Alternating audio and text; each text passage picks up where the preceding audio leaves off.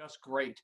Um, Again, my name is Scott Litke. I'm the director of IHE, and it's our pleasure today to have Dr. Steve Weiss speak. Steve is not only a member of our governance council, but also one of our regular speakers from our second generation group of speakers. And today he is here to present the story and testimony of his mother. And we're just so glad that we have people from all over the country today. One of the wonderful aspects of being able to do this by Zoom. So again, welcome. Please make sure you're on mute, and I'm going to turn it over to Steve now. And I accidentally muted Steve as I was trying to help everyone else get muted. Sorry about that, Steve. You can take yourself off mute, I believe. Yes, I apologize. There we go. Thank you very much. No worries, Kale. I'm often told to mute myself, so that sounds familiar. Thanks to the Institute for Holocaust Education here for allowing me the pleasure of this presentation. And also thank you for all of you that have taken time to tune in. I've got about 55 minutes of material to present to you. This is a little longer than when I present to the schools and other local venues. But I thought with this audience, I could include a bit more. What I'd like to do, as Scott said, is keep questions, comments, discussion until the end. I believe we have an hour and a half total for all those that want to stay on. So when she gave her testimony, she made a comment. All it took is a spark, and we'll get to that again later. And that's how I came with this title for the presentation. Okay, let me see. Excuse me for a second. That's Steve Weiss.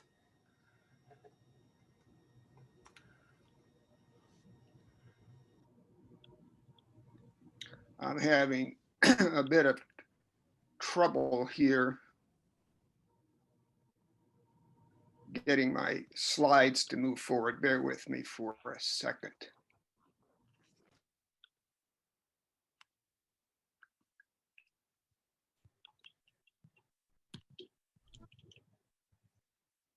Here we go. All right. So the story will be divided into three parts. The story begins in 1924 when she was born. In the first part, it goes through 1944 until when they were forced out of their homes, first to the Munkash ghetto, and then 4 or 5 weeks later to Auschwitz. The second part talks about the experience in Auschwitz and post-Auschwitz with the death marches. And the third part talks about life in America.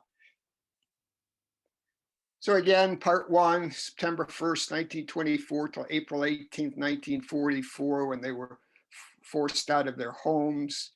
Part two, April 19th, 1944, when they got to the Munkash ghetto, and events that transpired until late April of 1945. And the third part, life in America.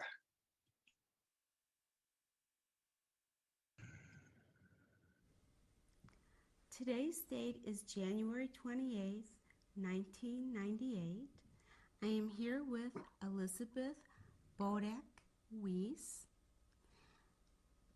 We are in Novi, Michigan, USA.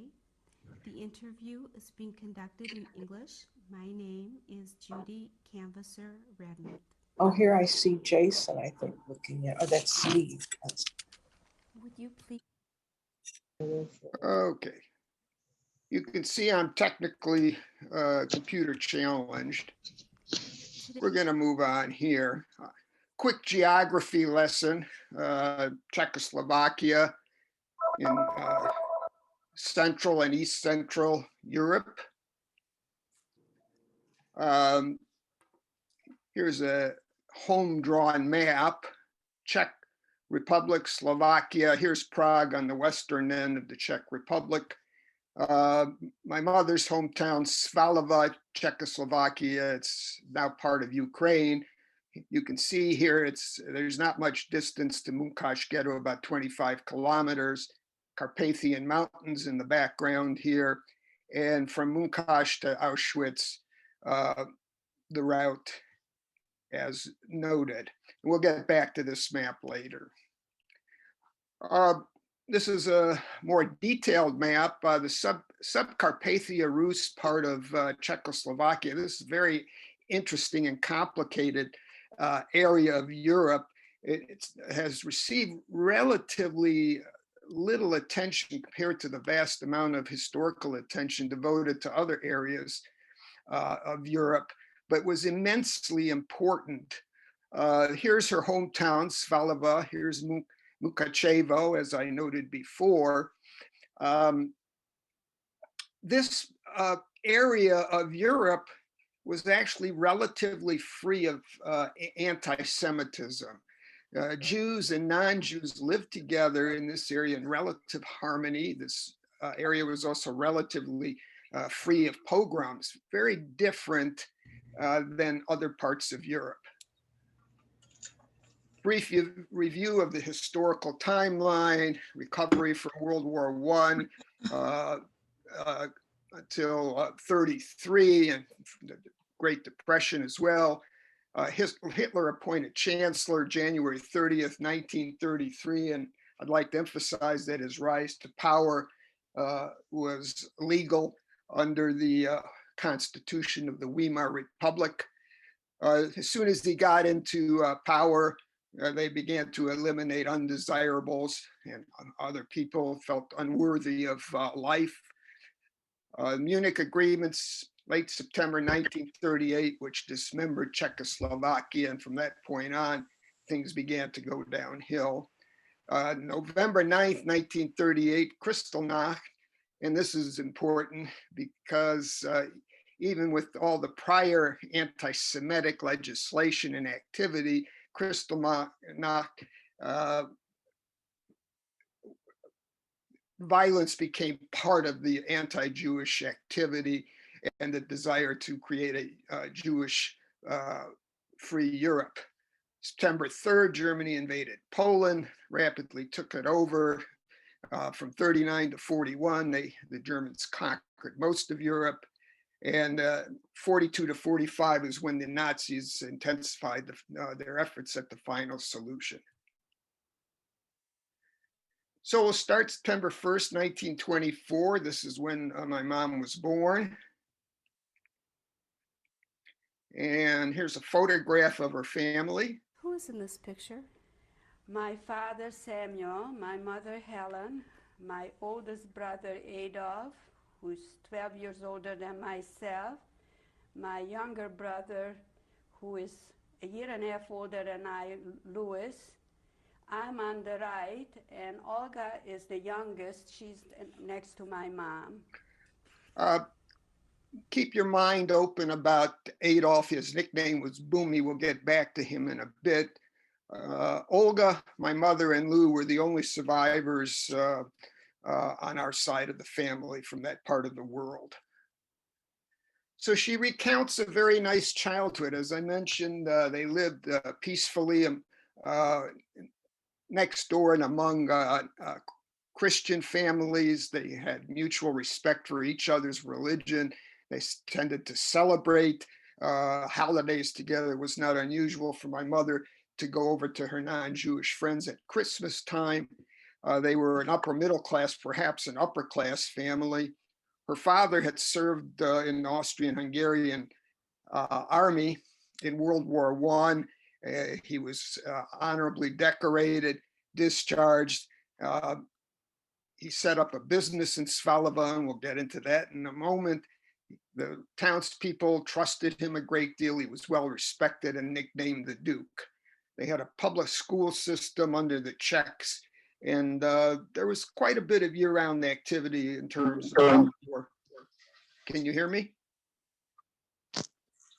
Yep, we can hear you. Great, okay. All right, here's my mother's home. It's still there. Here's the address. When we get to Europe, I would like to go there and knock on the door and see who's living.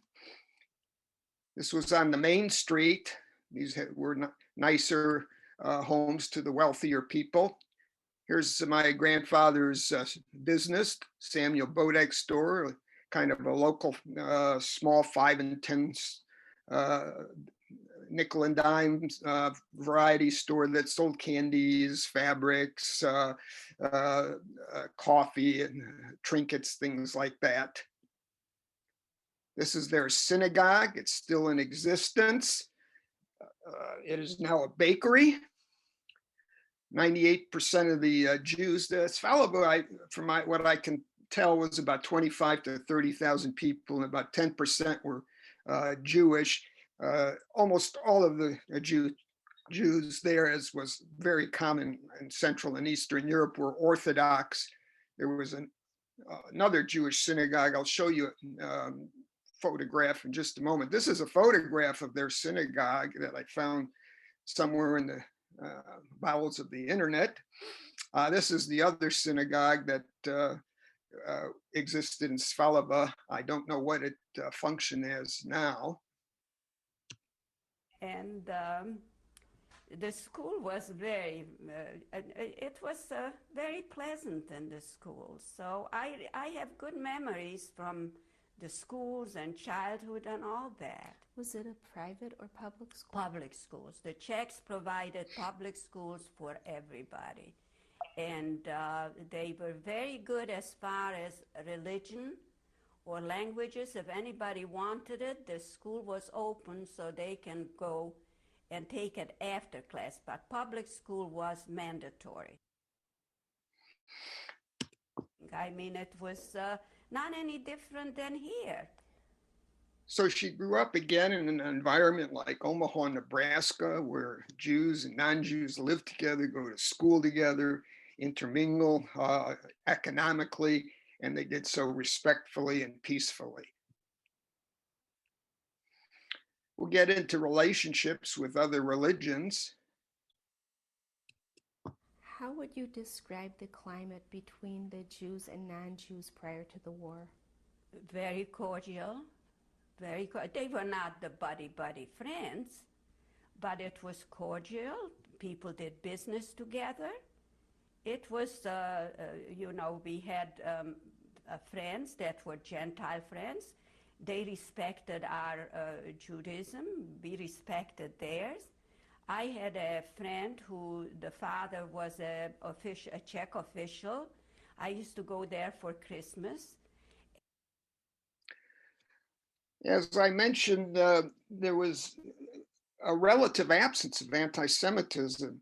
In her Shoah testimony, she recounted a couple of incidents where she was walking down the street and someone from across the street made a remark that they were dirty Jews. There, however, was one blood libel incident that she described. In contrast to other parts of Europe, this was a very individual and isolated event. I could show this clip later if people want to see it, but in the interest of time, we're going to move on. The point being that in this part of Europe, anti-Semitism was not much of an issue publicly. Remember, the Anars, and it seemed like all it took is just a spark to bring all the hatreds out.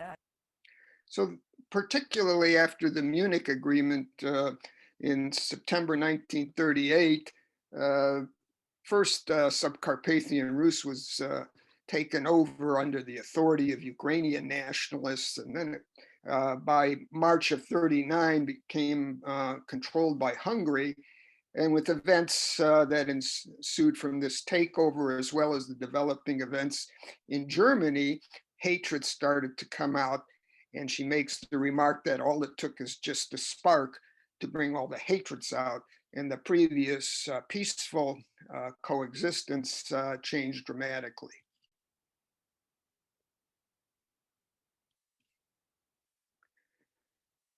So here's the autopsy report of the partition of Czechoslovakia.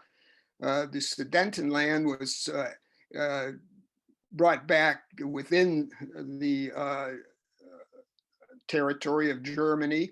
Bohemia and Moravia was essentially incorporated as well as a German protectorate. Slovakia became a puppet state under the Nazi regime. And here's what's Subcarpathia Rus and part of the southern part of Slovakia that was ignored for some time, though, as the Hungarians grasped more and more control of this area per the Munich agreement. Things began to change for the worse. The Hungarians were actually busy at work even before the Munich Pact. They passed a major piece of legislation creating a 20% ceiling on the proportion of Jews in professions and businesses. In May 4th, 39, it was further restricted to 6%. And on August 2nd, 1941, in mimic of the Nazi Germany Nuremberg laws of 35, marriage and sexual relationships between Jews and non-Jews were prohibited. There were a multitude of other legislative acts and government decrees, mainly to devastate and impoverish the Jewish community, and they did a superb job of that. No, the first sign of danger was only when the Hungarians took over, when Chamberlain sold out Czechoslovakia. That's when we started to fear, because you already heard Hitler's speeches on the radio, and we spoke German and we knew it in the papers, and it started to whip up the hatreds among the people. So, what year was this? This was in 1938. In 1938. And you were how old? Now, it's important to understand that, again, the Hungarians finally took that part over in March of 39, and they began to root out people of Polish descent that weren't actually Hungarian citizens. So she'll describe that in this clip. These people were picked up, put into wagons or rail cars, sent to the force of Poland and executed. But they also started out after families that were supposedly not Hungarian citizens or Czech citizens, supposedly. That they were not born in that country, that they came from Poland. And they started to look after people that did not have generations back to show that their grandparents and great-grandparents were born in our area or in Hungary.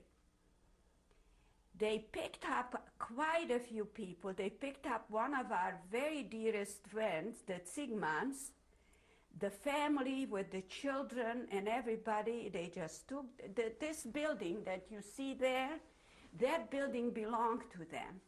And they took them away from their beautiful home with the children and all, and they just took them into trains, cattle trains, and packed them up and sent them without anything out to Poland into the fields.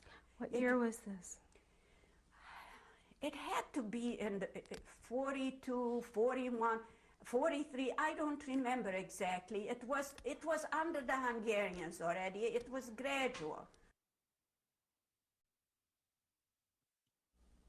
How were you personally affected when things began to change? Well, it was, first of all, we were affected because the schooling was curtailed. It started to curtail that. Then eventually they started to take away the businesses. And then they started to make curfews. It was a gradual thing. It didn't happen right away. It was like, you would think that only this will happen, and then a few weeks, few months later, something else came up. So it was a slow stranglehold where it finally hit in 44 completely. As I remember, later on, when they started to make they made us wear stars. There was a curfew. You could only go out till about 6 o'clock in the evening. You know, you couldn't get there as far as income. You couldn't get a job. You lived off the few little dollars that you had left from whatever it was. I mean, it was a stranglehold. They just did it like they choked you alive. And naturally, you know, we were teenagers and we couldn't, we knew there is a world around us, but somehow or other, we were not in jail, but we weren't free either.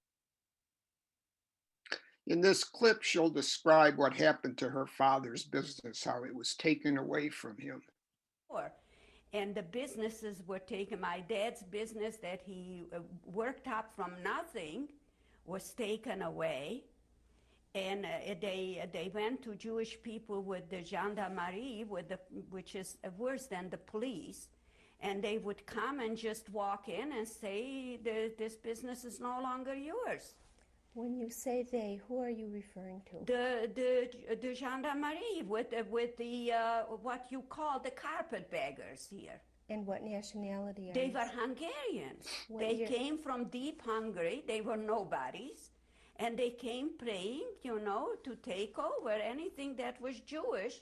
And their eyes saw it and they wanted it. They were able to get it. They sort of tried to make it look legal, where they would give you for something that was worth $1, they would give you a penny. And you had nothing to say about it.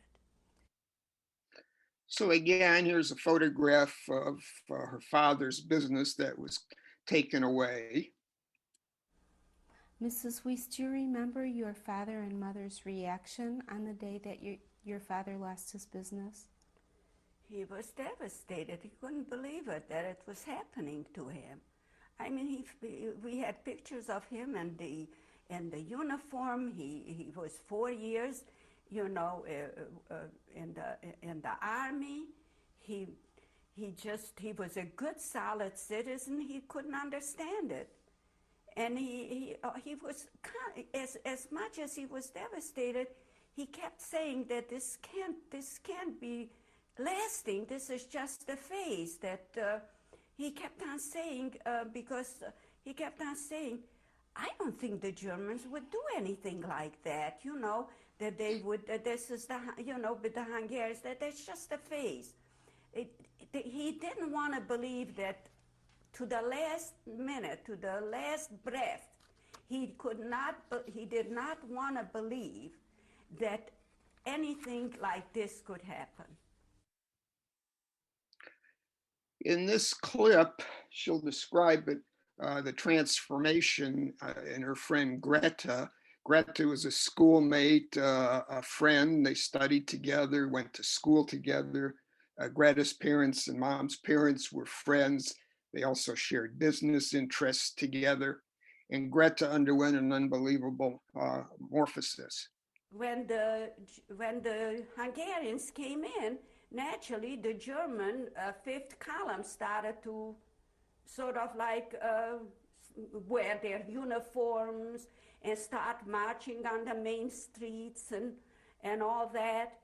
And I remember one day being on the street, on the main street, and there comes a marching band with a bunch of Hitler youth, you know. And they were not the majority, the Schwabs, but they already started to feel their oath. And she is marching there, and I take a look, and they pass by, and I take a look, and there goes my friend Greta in a German uniform. I remember I couldn't believe it. Greta, the one I went to school with, I studied with, that the mother was a friend of my mother. In this particular clip, mom's walking down the street and she runs into a friend of her mother's and they have a conversation. She said, how is your mother? I said, well, my mom isn't very well. I says, they took my brother away to Theresienstadt. She says, oh, tell your mom not to worry. She tells me that in German. Tell your mom not to worry. Hitler isn't so bad. All he wants to do is just send the Jews to Madagascar. You know where Madagascar is? That's the island of Africa. He says he just wants to send them there, but he's not bad. He's not going to hurt the Jews. So her older brother, Adolf Bumi, what happened to him? He was a student in Prague when he was taken away and sent to Theresienstadt in 42, transported to Auschwitz in 43, where he was murdered.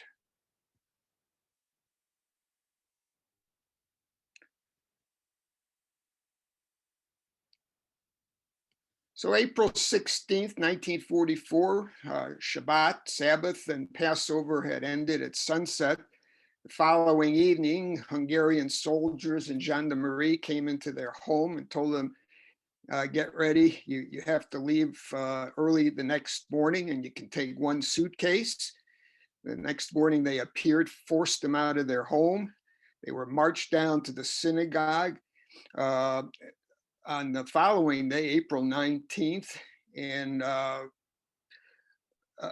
they were forced from their home to the synagogue on April 18th, and then put on open cattle cars to the Munkacs ghetto the following day. It was about 4 or 5 weeks later, mid-May, where they were transported to Auschwitz, and she arrived there on May 21st, 1944.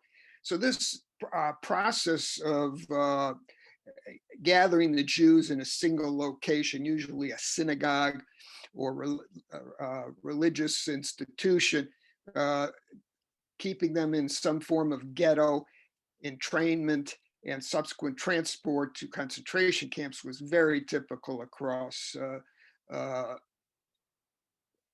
Europe.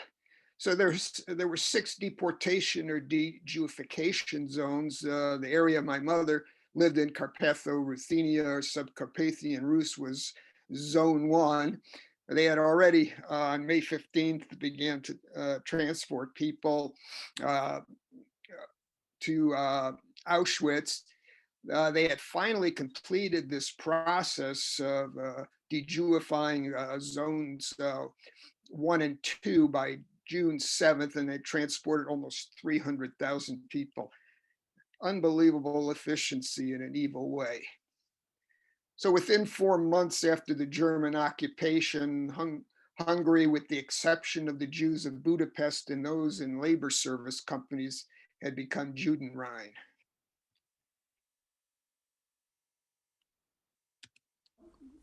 What was the month and year that you left your home?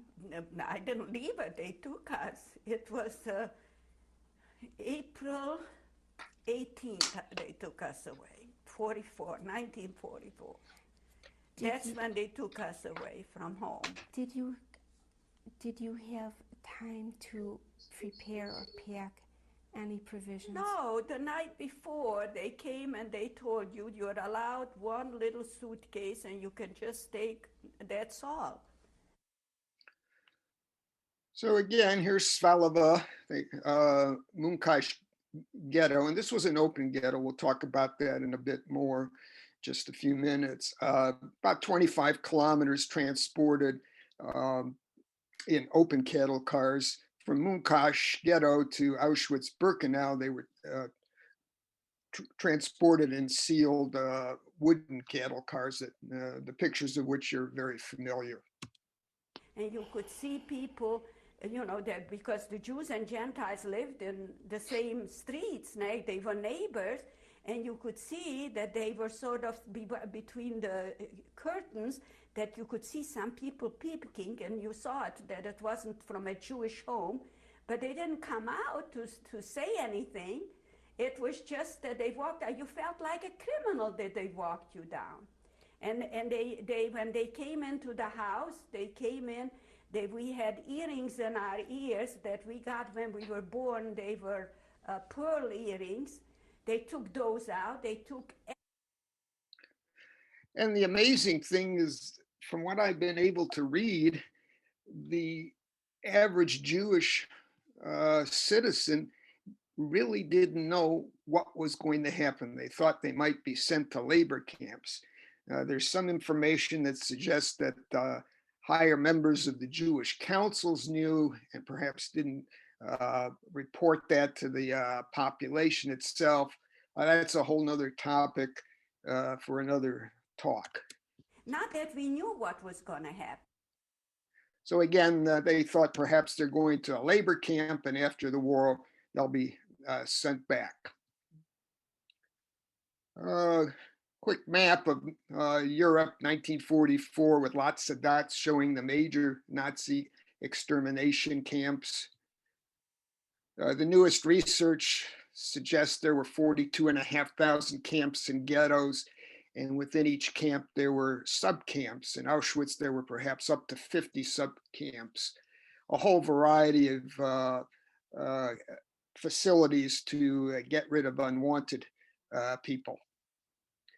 Why Auschwitz? Well, the town of Auschwitz was a small town. It had been a major railroad center, actually in the early 1900s, a major immigration point to America, and multiple rail lines connected to Auschwitz. So those were important reasons that it was cited and developed as the ultimate extermination camp. Here's the city of Auschwitz, the town of Auschwitz. Its Polish name I can't pronounce, but you can see it here. Auschwitz I, there were three complexes: Auschwitz I, Auschwitz-Birkenau, which is 2, and Auschwitz-Monowitz 3. Auschwitz I was originally for Polish prisoners, later for Russian prisoners. Auschwitz-Birkenau was where the Jews were shipped to and exterminated. And as you can see, major rail lines coming. IHE Farben was commissioned to build a plant, a synthetic rubber plant for the war effort. So Auschwitz I to Birkenau is about 3.5 kilometers. You can get an idea of the vast size of this. This is a drawing, an aerial view drawing of Auschwitz-Birkenau 2. Here's the rail line coming in with the gate. Here's the Judenramp. This is an aerial view taken in late January of 1945. I mentioned the sub-camps that were present in each of the major concentration camps. A lager, one of the definitions of lager besides camp is warehouse. Very a stunning terminology for these sub-camps.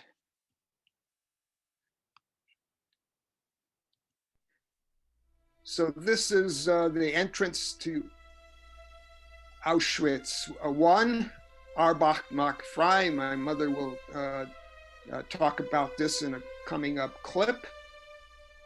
This is already into Auschwitz-Birkenau. This is the Judenramp. We'll get into a little more detail with that. The camps had double barbed wire electrified fences. Winter conditions in Europe at that time were brutal. They're milder now, but definitely cold and snowy. Can you tell us the meaning of the words you Arbeit saw? macht frei. That means labor makes you free. So I guess, you know, people didn't know about the concentration camps.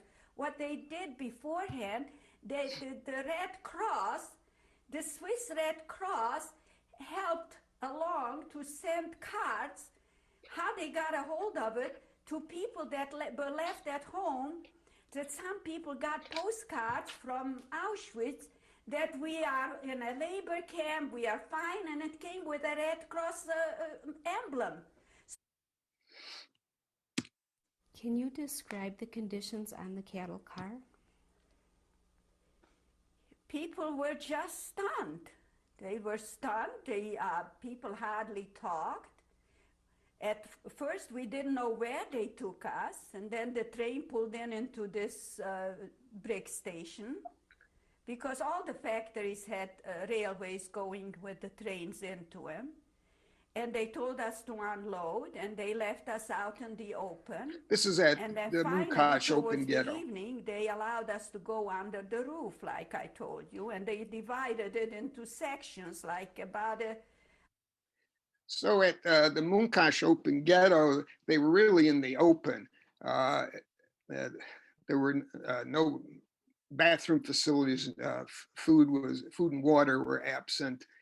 Here we are. Here's an aerial view of the entrance, the rail entrance into Auschwitz-Birkenau, and here the Judenrampe. You can begin to see the separation process, one side to slave labor, the other side to the gas chambers and crematoria, smoke in the background from the crematoria. This is an incredible book from the Auschwitz-Birkenau State Museum. It's called The Place Where You Are Standing. So if you go to Auschwitz-Birkenau now and you stand on this place, this is what transpired when these people arrived. You can again see the women and children that were immediately sent to the gas chambers and crematoria. The men on this side and others deemed to be fit for some sort of slave labor to the other side. Another view of that, you could see a mother or a grandmother holding a young child's hand. And so Dad was taken to one side, and Mom and Olga and I to another. And there were some very handsome German officers. Of course, Mengele was there. He was as handsome as you can imagine, and they were polished with all the things. They had some little sticks or something in their hand. And I saw him moving people back, and it's not quite clear. Just remember moving Mom away to one side and Olga to another, and then he turned to me and he says, "Jung, alt or jung." That means old or young. And I didn't know what was happening. I said to him, "Young."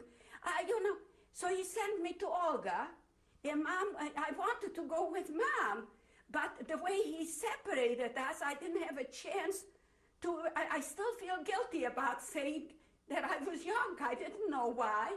He just said alt or jung, and it was dark, it was nighttime already. So in a heartbeat, if she had gone with her mother, she would have been murdered expeditiously. Did you ever see either of your parents No. again? No, What, not at all. what is the last picture you have in your mind of your mother? My mother being pushed aside, and my dad sort of got lost between the men trying to get his coat or something. Do you recall the last words that your mother said to you? Not a word. I mean, it came so fast, not a word. All of a sudden, they kept walking us somewhere through in the dark, I don't know, through fields or through a road. And all of a sudden, we saw big fires in the open. And everybody started to scream that they are going to kill us and everything. I remember holding Olga's hand and she mine. And everybody was screaming, and we were numb. We were just petrified. They took us to a different camp, I think, in some kind of a long barrack that had wooden shelves like chickens, that you see when you see a chicken place. And they shoved us in so many together, like a herring in there. And after a while, they called us for appel to stand outside. There were no names called, nothing. I mean, you became a number suddenly. But it went so that you couldn't comprehend it even. And Then they made us go, and I remember while they were giving us the numbers, those people, we asked them, where are our parents? Where are our parents? We asked them, and they were telling us, oh, look at that smoke. And we didn't know what they were talking about. This is what, they didn't.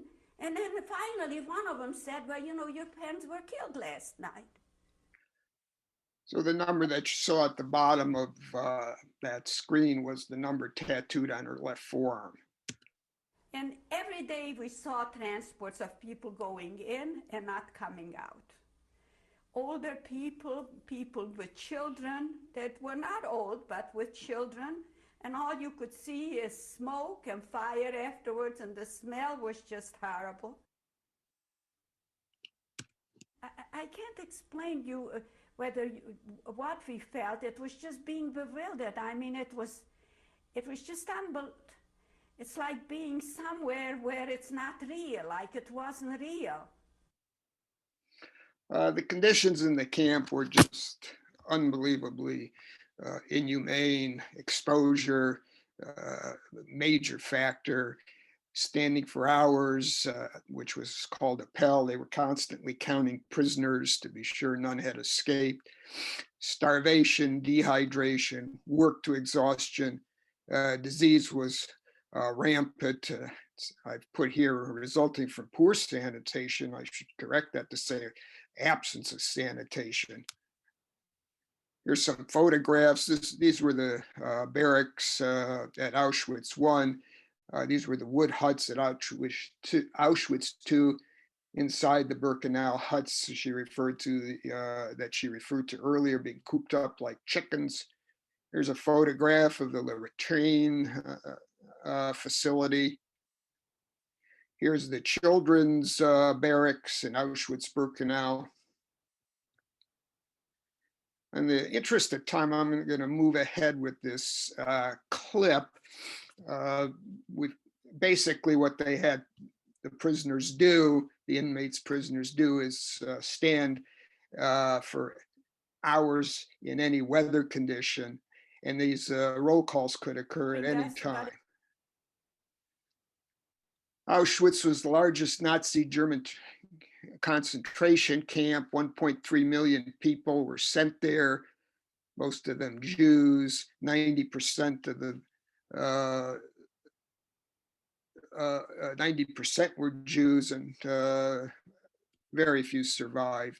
232,000 children were sent to Auschwitz. This is a plaque at the entrance to Auschwitz now. Forever let this place be a cry of despair and a warning to humanity, where the Nazis murdered about 1.5 million men, women, and children, mainly Jews from various countries of Europe.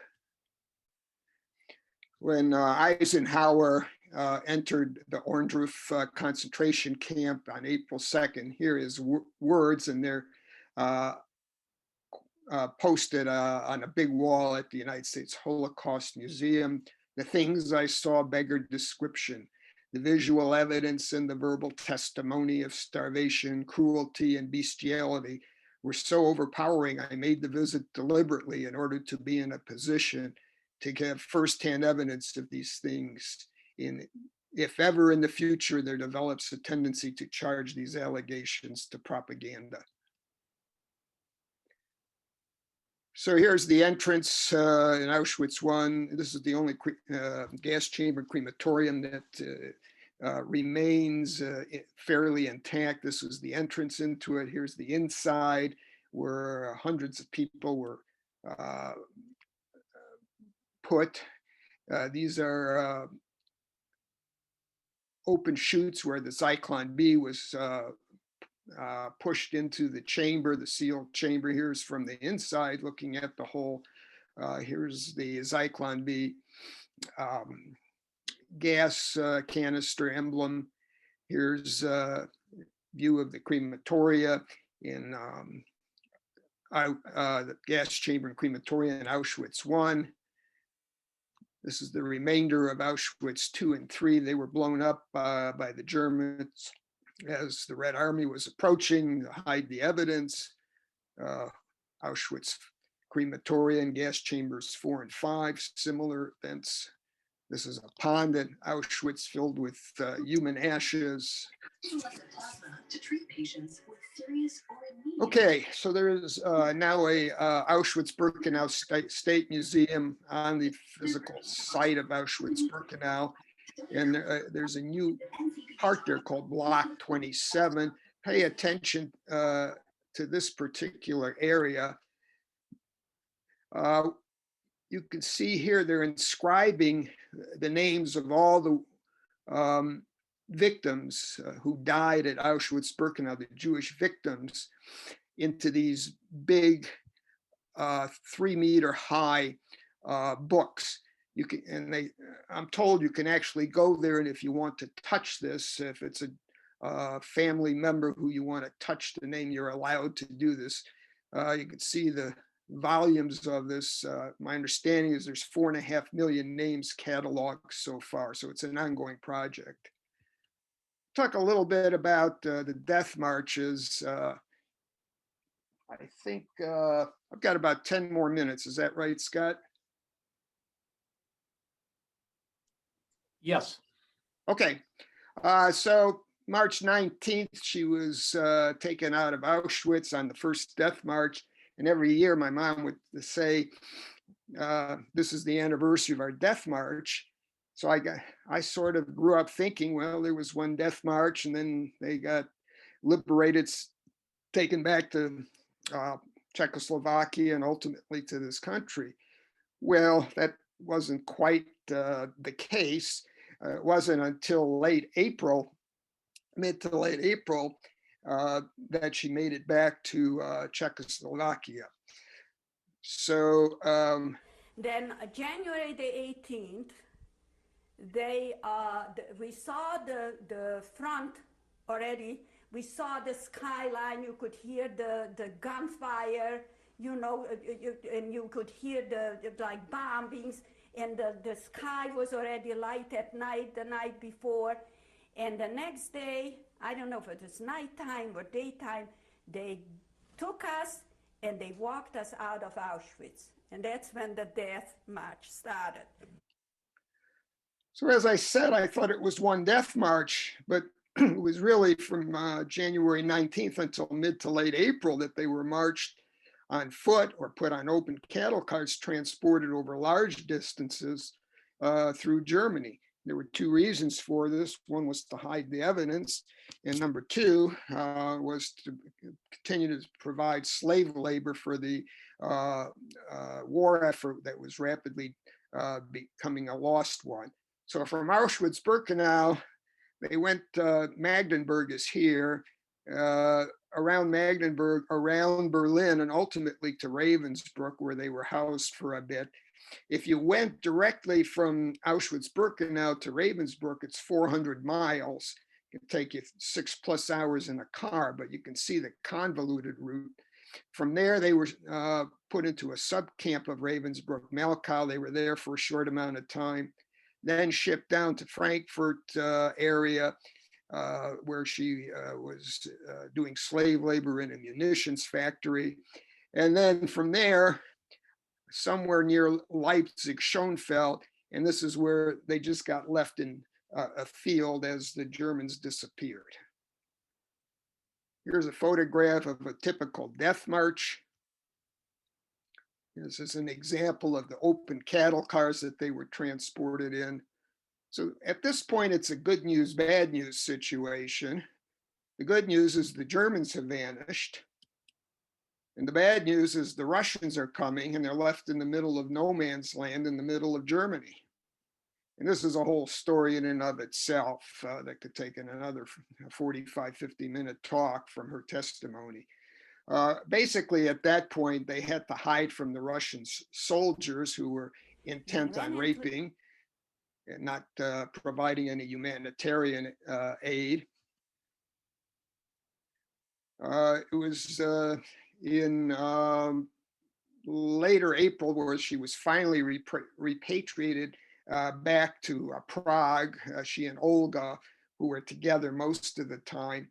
And Lou got back from Hungary, and met up with them. Meanwhile, There's desire, I can show the clip to that. But again, in the interest of time, there's some other points I'd like to make. So post-war to the present, coming to America, she arrived on June 24th, 1946. We This is looking all at of here? her possessions. Let me go back there. We looking at here? these are my boots that I came to from Prague back to Germany, where Olga got married. And this is the suitcase that brought me from Prague to Germany and to the United States.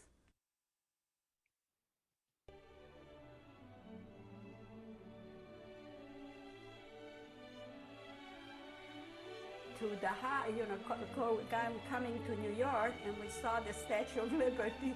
I can't tell you what kind of a feeling that is. This is the Marine Perch, the merchant marine ship. She was sent over to New York City. Emma Lazarus's great poem, from the New Colossus, that is on a plaque at the base of the Statue of Liberty. Unfortunately, there was quite a bit of unneeded controversy about this during the last administration. Give me your tired, your poor, your huddled masses yearning to breathe free, the wretched refuse of your teeming shore. Send these, the homeless tempest tossed to me. I lift my lamp beside the golden door.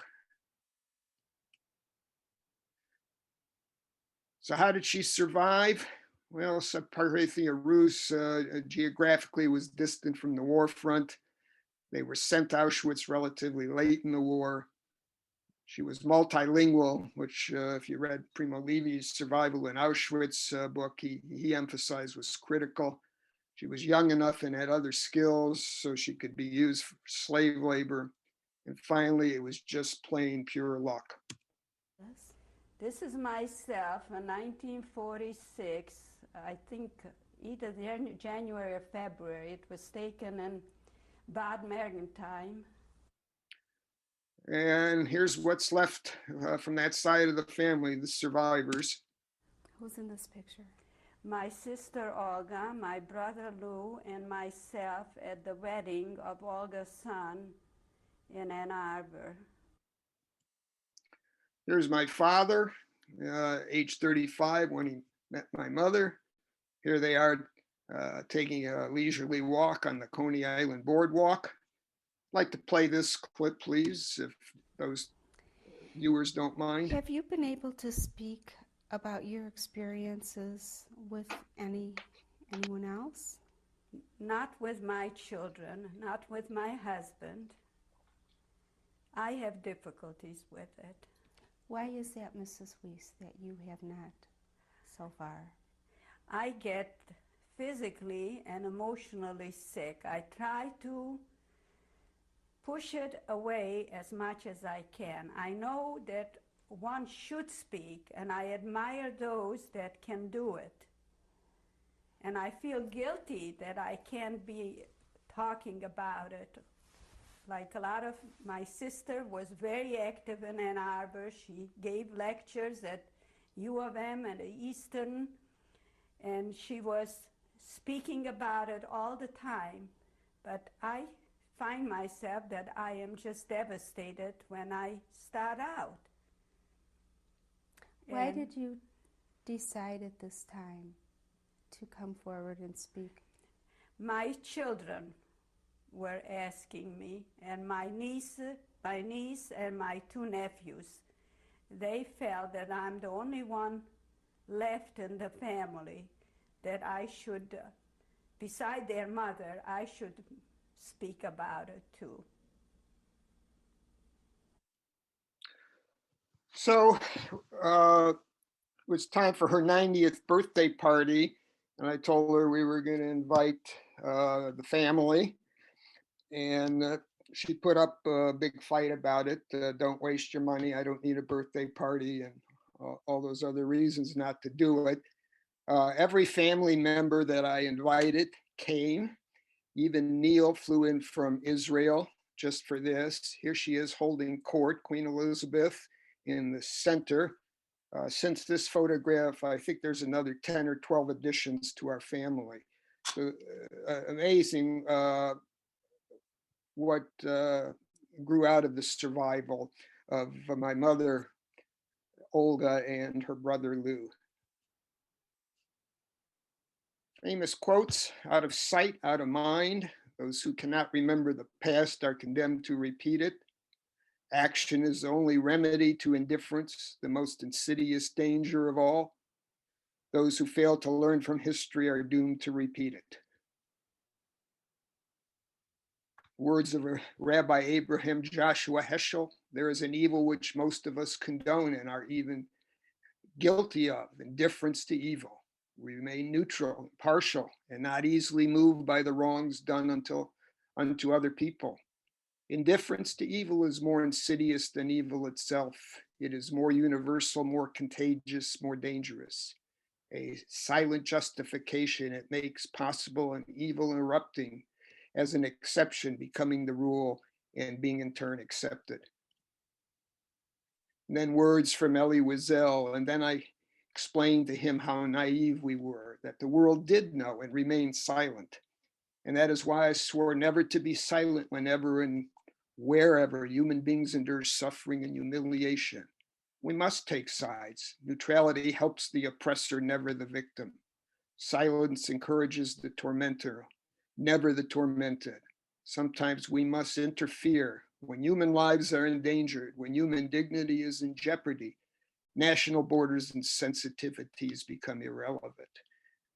Wherever men and women are persecuted because of their race, religion, or political views, that place must at the moment become the center of the universe. So my mother's messages, she has 3 messages. Number 1, to the last breath, how precious life is. The most important thing, quote, to keep the family together, whether we have different ideas, to accept each other the way they are, end quote. I just wish there would be a good world for everybody, and people shouldn't hate each other.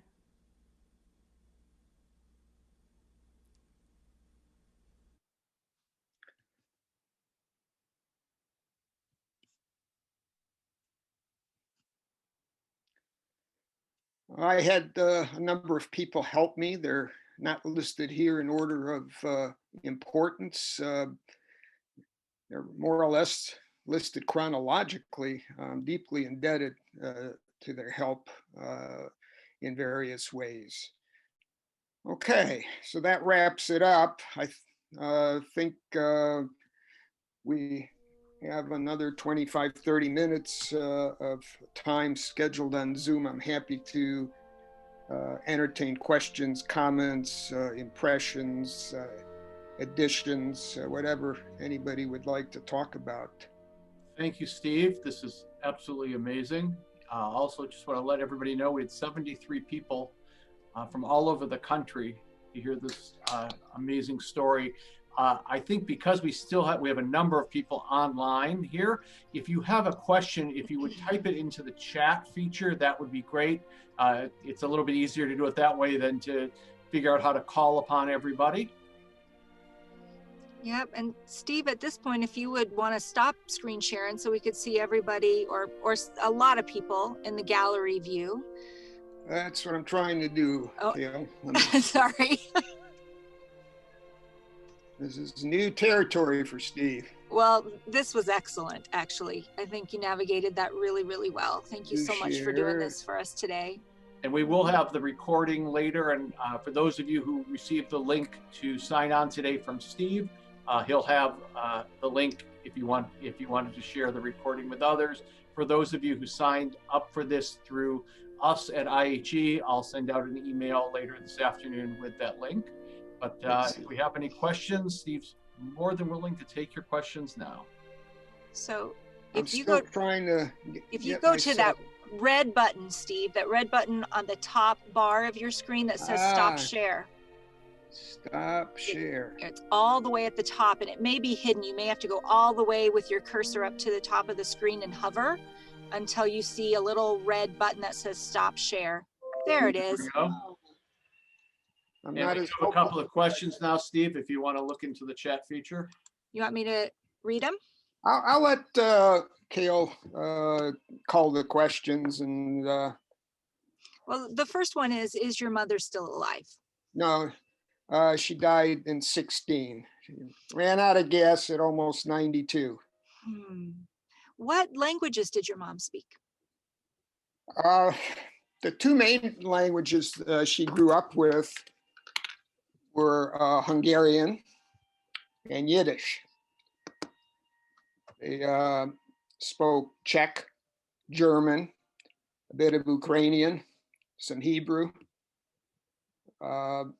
Pretty typical of that part of the world. People were multilingual, critical in terms of survival. And that is such a humbling thing for me every time I realize that. And as I've worked with people across the globe, we always conduct our meetings in English, fortunately for me, because a polyglot I am not. One of the questions is, how did your parents meet? Could you give us that rundown? Sure. I'm asked this frequently. My mother and father were actually first cousins. They didn't meet until she came off the boat. My father and his father were both electricians, and because of those skills during the Depression and World War II, they could be employed continuously. And they sent quite a bit of money to the various Jewish relief agencies to sponsor people to come over. So that's basically, he sponsored my mother, and that's funds were sent.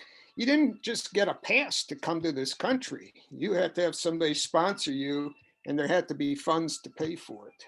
Well, and that was another question in the chat. And would you mind telling us just a little bit more about that process? Because I don't think a lot of people realize that you don't just get a pass. You don't just come. Well, 1924 is when the immigration laws drastically changed in this country.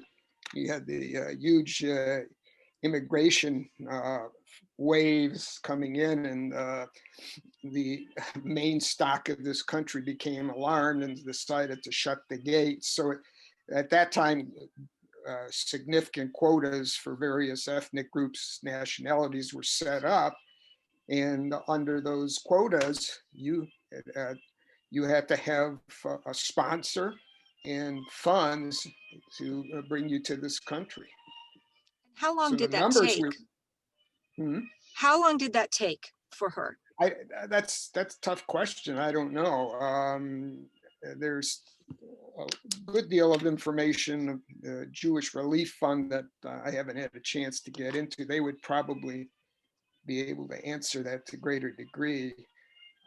I would imagine for each person it was lengthy. Yeah, it's probably lengthy. Often took years to get all that in order. Quick shout out to Rochelle Brown Rainey. Thanks for tuning in. It's so good to see your face. And she has a question for you. At what age did you learn your mother's story? My mother did the interview in '98. She was basically a closed book, but at that point she was the last survivor, and my sister and I, and three cousins, oldest children, started pushing her, saying, "Mom, I know how painful this is, but if you don't record this, it's lost forever." And then Hitler wins. And so she consented to she consented to doing the Spielberg show interview. I got VHS tapes of that. I don't know if some of the people actually know what a VHS is. And they sat on my shelf for a number of years.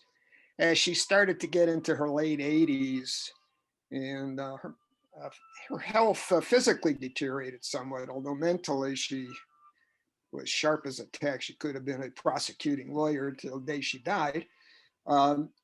As time went on, I decided I better do something with it. tried to pick her memory more. My sister was her caregiver for the last 3 years of her life, and she got more information than I, but oftentimes it was too painful for my mom. So some of it's lost. So it was, from my standpoint, I didn't have the courage to get into it until later. Well, I'm just going to riff on that question and ask you at what age or when did you even become aware that there was a story? That Oh, I there, knew there was a story. Although she was a closed book, as a child, occasional comments would come out. And in the Detroit metropolitan area, there were a large number of survivors. And most of these survivors had the tattoos on their forearms. So when we'd go to the Jewish Community Center, we'd see these people and see the tattoos, and you knew something was wrong. So you'd ask. So we knew this, but she didn't talk much. If it came up as a child or a teenager, it was a short answer, and I don't want to hurt you by telling you about this. And your aunt and your uncle, did they come to the United States as well? Olga came to this country as a war bride, so she came a few months before my mother. Lou came to this country, I think it was in 48. He was able to get over here. So question from Lynn, have you ever visited Poland, and what was the name of the book that you spoke of? We were supposed to have gone to Poland with Cantor Krausman, Hazan Krausman, 2 years ago with the Camp Ramah group. And I had also arranged for a tour guide. Joy and I were going to go a week earlier, go to Prague and then go to Svalava before joining up with Camp Ramah. Well, then COVID hit and that ended that. We were hoping to go this summer, but realistically, I think it's going to be 2022. And the book, if you wait 1 second. Oh, good. We'll get a visual.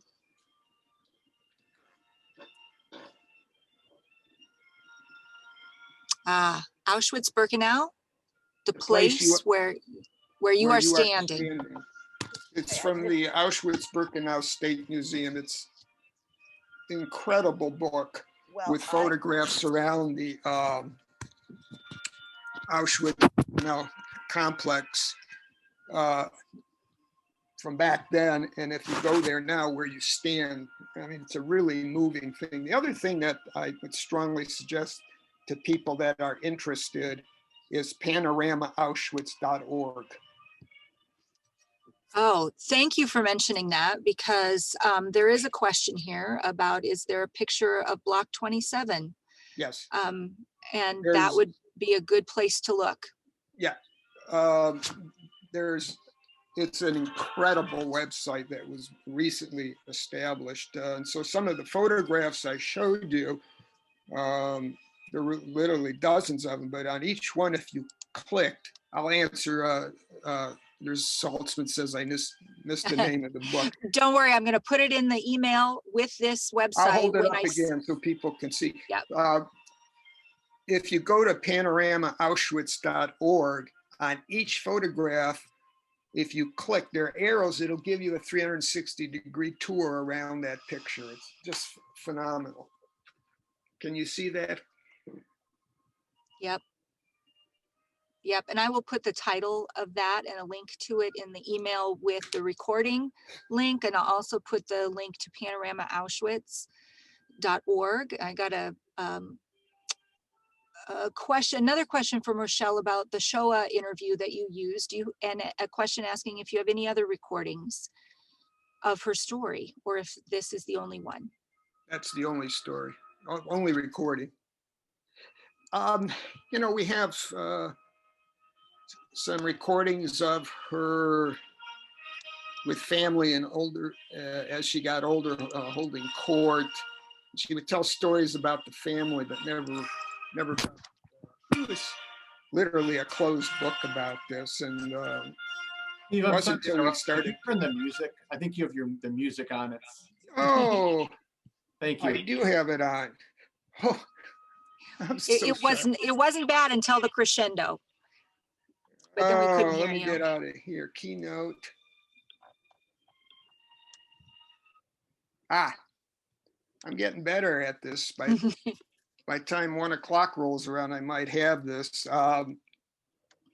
What were we talking about? That's a really good question. Well, I think it was about, were there any other recordings? She would talk about some families stuff, but she was a closed book regarding the other stuff. And it wasn't until, again, where she was getting into her mid to late 80s, and she was the last one, we started pushing her and say, you gotta bring this, we have to have this testimony collected and on record forever. Well, I know we at IHE are really grateful to you for being part of our Speakers Bureau. So I have a question. Would you share with us why you felt that this was something you wanted to do, to tell your mother's story and to be part of our Speakers Bureau? Well, I think the quotes I showed at the end, out of sight, out of mind, those who forget the past. The quote from Rabbi Heschel, the quote from Elie Wiesel, I think those articulate in better words what I could say. It just became, I didn't feel it was right to be complicit in the silence. And the events in the world that have transpired over the last 10 to 20 years are terribly frightening. We're seeing the same behavior and loss, elimination of undesirable people that are are labeled as not worthy of living. We just, good people have to stand up and talk. It's just a combination of things. Yeah, I agree. You know, there's of course always been Holocaust denial that has happened, but what we're finding more and more is that the even bigger problem that is growing is Holocaust distortion. The facts are being distorted, the history is being distorted, and we find that it's more important now than ever to make sure that these stories are told so that the distortion cannot happen, because I think we're finding in our own country what happens when we distort or gloss over the history. These things don't go away. They are cyclical. Patterns keep coming back around. So I'm really grateful for that. Is there a place that people could find this Shoah testimony? If you go to Spielberg USC Shoah site, there's thousands of these testimonies that have been recorded. You can find my mother's there and you can view them. My mother's was lengthy. It's 3 hours. You know, as she remembered her story, she sometimes would talk about something and then something would pop into her brain that was maybe from a year or two later or before. So to some extent, the chronology became an issue. And if you were a stranger listening to that, it might be hard to focus on it. So I did work hard to put this together chronologically so it made some sense and told a cohesive ongoing story.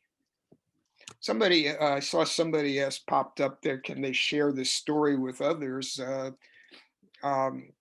Yeah, I'm happy to do that. I guess they could contact you guys, people, we ever get out of COVID.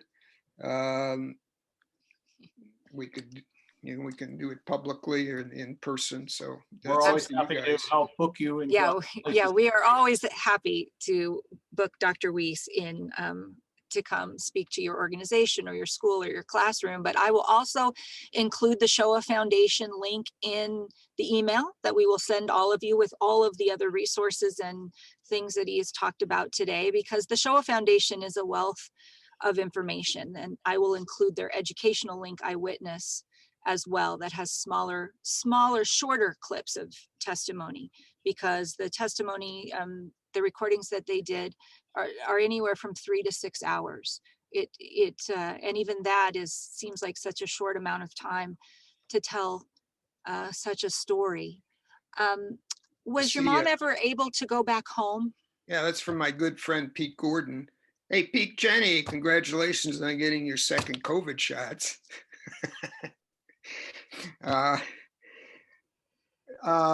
No, she wasn't able to, and she didn't want to. She had friends of hers from Svalova and nearby Mukachevo that were in Auschwitz with her that did go back and did videos of that trip back.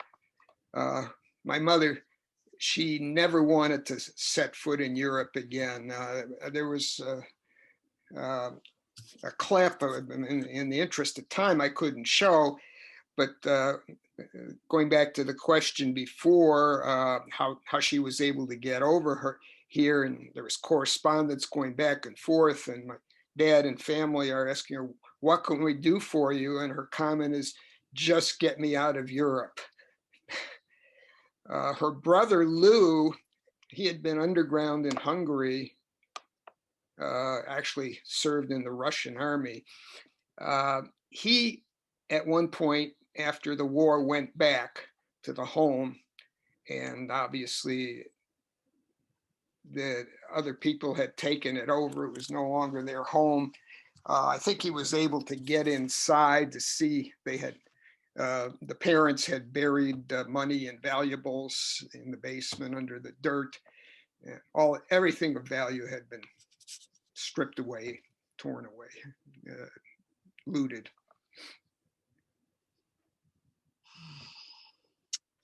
Any other questions for Dr. Weiss? I'm gonna just check the chat. So many thank yous have come in for sharing this story. And I want to thank you again, Steve, but I want to thank all 73 of you for coming today, because it is not an easy thing to bear witness to these stories. And I don't think it should be, but I think it's really important that we do, because it is difficult to hold such things. And I think it is kind of a muscle that we have to practice. But if we can bear witness, if we can see them, if we can listen and hold that truth, then hopefully we will not do what Elie Wiesel calls the greatest sin of all, be indifferent, right? We will call it out when we see it. I work with students all the time, and kids say, well, it seems like history repeats itself. And I said, yes, but not exactly. It never repeats itself exactly. That would be way too easy. That would be way too easy for humans. It's a different time. It's a different people. It's a different situation. But this idea of othering and dehumanizing and treating others unlike ourselves is nothing new, and it will continue. Unless people like us, who are able to hold this and bear witness and care, stand up and speak out.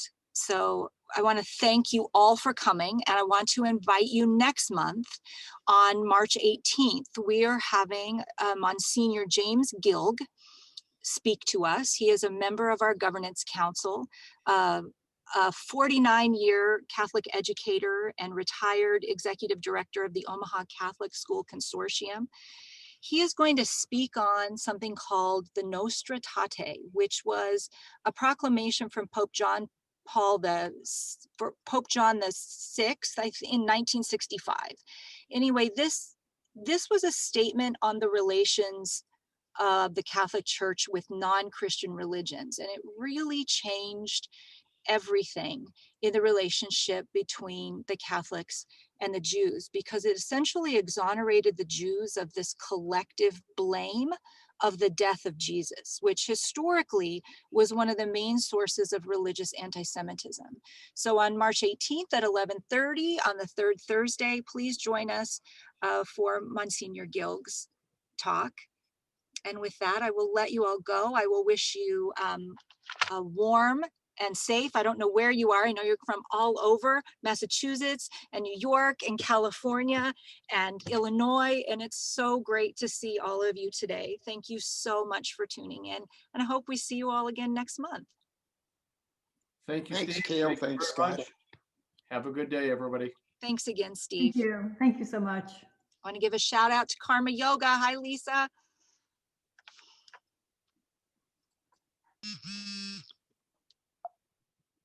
Thanks for coming, Eileen.